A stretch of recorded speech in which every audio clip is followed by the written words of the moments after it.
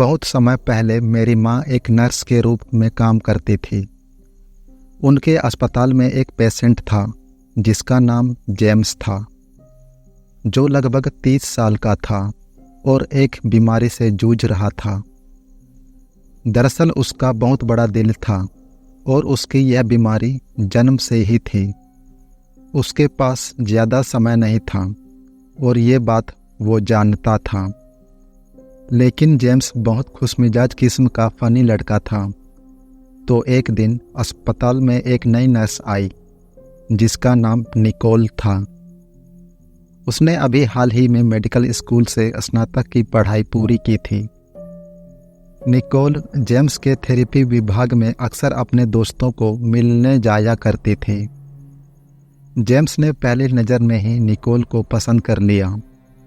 वह उसे लाइक करने लगा और धीरे धीरे उनकी अच्छी जान पहचान भी होने लगी, बातें होने लगी। जेम्स उसे फूल, इत्र और अन्य उपहार देने लगा। एक दिन जेम्स ने निकोल को प्रपोज करने के लिए उसकी उंगली में अंगूठी डाली और कहा, क्या तुम मुझसे शादी करोगे? निकोल ने मजाक में कहा, तुम अभी भी बीमार हो। अगर तुम मर गए तो मैं अकेली रह जाऊंगी। जेम्स ने कहा, फिर भी मैं तुम्हें अकेला नहीं छोड़ूंगा। वे दोनों अक्सर अस्पताल में हंसी मजाक करते रहते थे।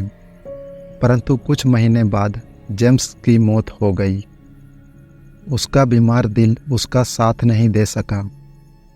और फिर 2 महीने बाद निकोल पर किसी शराबी बदमाश ने हमला कर दिया जब वह अपने किसी दोस्त को कॉल करने के लिए गई हुई थी। उसके शरीर पर 12 जगह घाव थे। निकोल की मौत पर पूरा स्टाफ सदमे में था। पूरा अस्पताल दुखी था।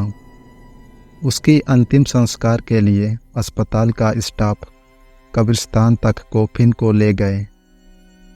सफ़ेद चादर में लिपटी निकोल को जैसे ही उसके कब्र के अंदर डाला गया तो सभी हैरान थे, क्योंकि उन्होंने देखा कि निकोल की कब्र बिल्कुल जेम्स की कब्र के बगल में ही थी, सफ़ेद कपड़ों में सजी एक दुल्हन की तरह।